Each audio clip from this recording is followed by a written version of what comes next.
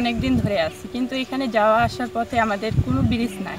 এখানে লেখাপড়া অনেক ক্ষতি হয়, কারণ এখানে যাওয়া আসার কোনো ব্যবস্থা নাই। এখান থেকে আমাদের 2 কিলোমিটার হাঁটে যাইতে হয়, ভ্যান পাওয়া যায় না, রাস্তাঘাট ভাঙ্গা, অনেক অসুবিধার মধ্যে আমরা পড়ি।